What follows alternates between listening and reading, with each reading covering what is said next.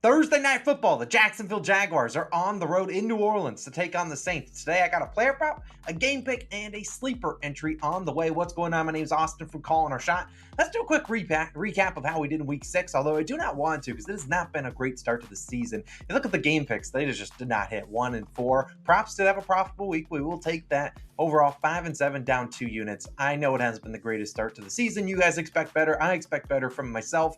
We were a third of the way through the NFL season. We've had our fair share of bad breaks. I had to go on a rant on Monday Night Football's video, but we've also had some bad bets, and there just has not been a good start. But let's wash the slate clean. We still got a lot of football left, and we're going to dominate the rest of the season. You promise you that. Let's lock in. Let's dominate Week 7, then Week 8, then Week 9, the rest of the season. Let's get into our picks today. Last note, Sleeper, one of our favorite places that we do our entries on, does have a free square live for only new depositors. So if you are a new depositor, listen up, because you can get an Alvin Kamara over 0.5 yards line. Take advantage of it. All he needs is 1 yard. Like I said, only for new depositors. And the best part about that is if you sign up using our code COS or the top link in the description, not only do you get the free square, you get a 100% deposit match up to $100. So potential for $100 free to take advantage of. I'll show how I would be using the free square later on in this video. Obviously, I don't have it because I'm not a new user, but new users take advantage. We love Sleeper. They have a ton of different options for props out there. Take advantage of that. But let's dive into our player props. You're going to recognize this one if you watched one of our Sunday videos, because it is Evan Ingram, the Jacksonville Jaguars, over in receptions. Let's talk about it. I'm putting 1 unit on his over 4.5. Means he needs 5 at minus 125 on Bet365. And then I'm sprinkling just a quarter unit on him to get 6+ receptions, aka just get 1 more than 5 at plus 170 on Bet365. Now, as I record this video, the other odds that I'm seeing minus 130 for the 4.5 line on DraftKings, MGM, Caesars. FanDuel doesn't have a line right now. I imagine they have one soon, and they might actually have those alternate receptions lines for you guys. Personally, if you get the 6+ receptions for anything that's like plus 140 or better, I'd take it there. If it's like less than that, don't even bother. Put sprinkling on that. But I'm sprinkling on it at plus 170. I think it's good enough value for me. And let's talk about Evan Ingram, because like I said, if you recognize the play, that's good, because we took it last Sunday in Week 6, and Evan Ingram treated us right. You look at his game log, though. I mean, I'm not going to read out all of these, but you see he has a pretty good hit rate in the week we took him last week. 7 receptions, 7 targets. We'll take that. That was in the game. The Jags really honestly didn't need to throw a whole lot of that game. He's at 5+ receptions, hitting the regular over in 5 of 6 games, 6+ in 4 of those 6. So he's a high floor, high volume guy, and that's exactly what we're rooting for here. I'm not asking him to get yards. I don't necessarily know if he hits his over in yards, but we've seen when he gets 7 receptions, sometimes he ends on 40 yards. He's a guy with a very low average depth of target, which we'll talk about in a second. But I really like this matchup for him. With Trevor Lawrence banged up, likely going to play. I imagine Lawrence is out there. He's gonna gut through it. I don't imagine he wants to sit in the pocket, try to wait for Calvin Ridley and Christian Kirk to get open deep. This is the guy in Evan Ingram. They have a good connection over the past couple seasons. They have a good connection, and I think he's just going to unload it to a safety valve. So those would be Travis Etienne and Evan Ingram. And when I talk about the average depth of target, just look at this. I'm going to abbreviate it to ADOT. When you look at the ADOT for JAX, the Jacksonville Jaguars, Etienne's at minus yards. He's getting a lot of passes behind the line of scrimmage. Maybe he's in there to try to help protect for Trevor Lawrence a little bit. The next guy is Evan Ingram, though, 3.8 yards. And then you see Christian Kirk, 8.2, and Calvin Ridley, 12.3 yards. So you look at Ingram, guy out there a ton, 70% of snaps. Zay Jones has been out since week 1. He's again out this game. And so really, if you're looking at Evan Ingram, sure, he's listed as the tight end. He doesn't really play as a tight end. He's mostly going out there on the outside, lining up as a receiver, sometimes in the slot and whatnot. What I do know is he's not going to get Marshawn Lattimore on him. He's likely going to go shadow Calvin Ridley. So I think we're going to see a lot of zone coverage, and we're going to see Evan Ingram really just sitting down in zones. I don't see them having a lot of success on the ground. This is a Saints team very stingy against their ground game. So I think you're going to just see them having to work the ball through the air. They're not probably going to try to throw it too deep, have Trevor Lawrence sit back, take some hits. I think they're going to just try to get the ball out of his hands quickly. That could be Evan Ingram in the flats, just go in there in super quick zones, super quick curls, and I like that. That's what I want to trust a guy like Evan Ingram to get those receptions. There's a reason, he gets targeted 7 or 8 times, and he gets, 4, 5, 6, 7, 8 receptions in the games. It's just because he's going and running short routes, and he's not getting a ton of yards, but he's getting those receptions, which is all we need. Now, the last point I want to talk about, a couple injuries for the Saints. Demario Davis and Tyrann Mathieu both enter this game questionable. I'm pretty confident Matthew plays. Demurray Davis will be a question mark. We'll see if he does. He's a linebacker, but those are probably the guys that are going to guard Evan Ingram. And while this is a Saints team that hasn't given up a ton of receptions to tight ends, they haven't also faced a lot of competition. So let's look at the tight ends so far versus New Orleans last week. You saw Dalton Schultz. He had 4 receptions, I believe, on 7 targets. So he had a pretty decent game. Mike Gesicki the week before, only 2 receptions. Cade Otton had 3. Musgrave had 6, which we would love to see Evan Ingram get 6 or more. Then Hayden Hurst had 3. Now, if you look at those guys, and I believe Okonkwo of the Titans didn't have a single reception in that week 1 game, but look at this competition the Saints have faced. I mean, in terms of quarterbacks, you look at week 1, they faced Ryan Tannehill. Then they got Bryce Young in his 2nd ever start. Jordan Love, who was probably in his 4th or 5th ever start. Baker Mayfield, Mac Jones, CJ Stroud.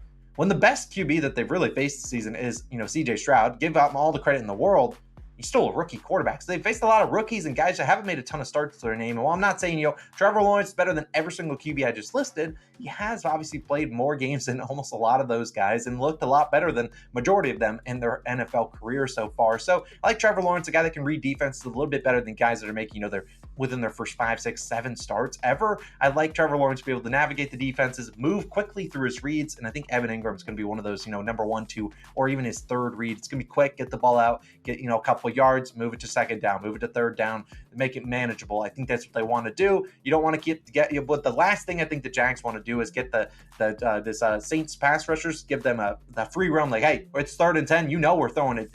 So, hey, come on, free steam right at Trevor Lawrence. I don't think they want that. So, look, we'll be rolling with him. We're total risk 1.25 units. If he does get 6 or more, we win 1.23, so about 1-to-1. If he does end up with 5, sure, we'll lose about a quarter unit, but we'll still have a profitable night for the player props. Go ahead, Evan Ingram. Treat us nicely once again. Now it is time to talk about our game pick. You guys love Logan. You always want him back, and he is back. He delivered a winner for us with the Cowboys money line, and today he's coming back with another play. Logan, who are you rolling with on Thursday Night Football? Yeah, so I went with a money line on Monday night. On Thursday night, I have another money line as well. And I'm taking the Saints on the money line, minus 112 odds on FanDuel, currently your best value there.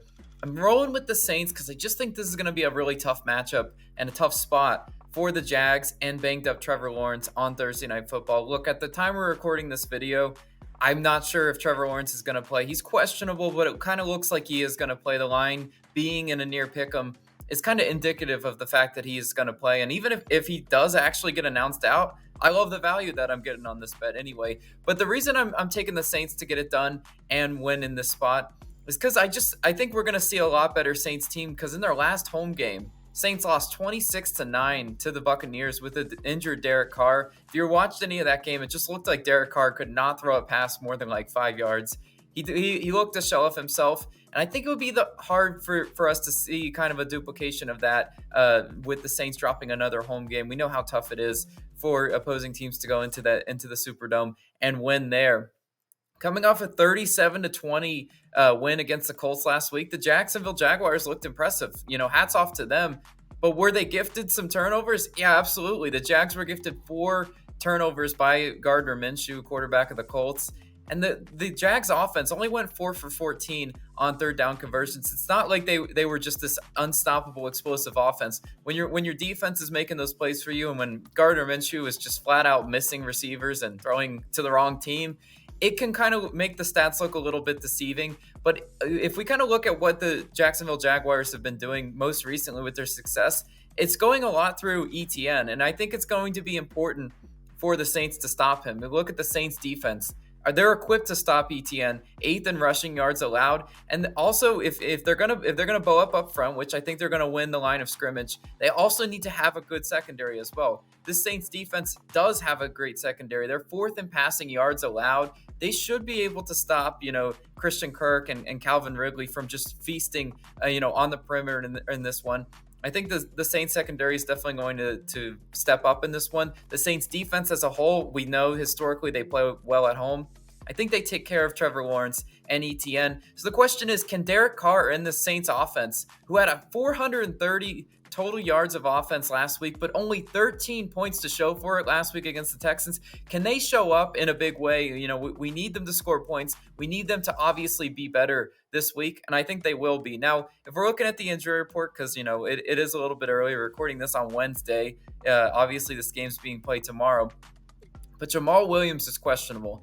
And if he does play, I love it. Even if he doesn't play, it's okay because they're finally, establishing Alvin Kamara and they've been using Kamara in the passing game, which I really do like. If Jamal Williams does come back, that gives them the two-headed, monster that I think they can gash Jacksonville on the ground. And I already know coming into this game that Jacksonville's weakness is their secondary. Look at Jacksonville, 27th in passing yards allowed, 27th in yards per play allowed. So they're getting gashed through the air and they're giving up the chunk yardage, in terms of defense. Those are two recipes for living dangerously, especially on the road in this spot. Explosive playmakers for the Saints like Shaheed and Olave can definitely make life difficult for this Jacksonville secondary. I love guys like that can take the top off the defense. And obviously with Derek Carr, passing for over 300 yards last week, he's obviously not injured or as injured as he once was. I think they're going to find a lot of success through the air because we kind of look at what they did last week. They just didn't turn those into points.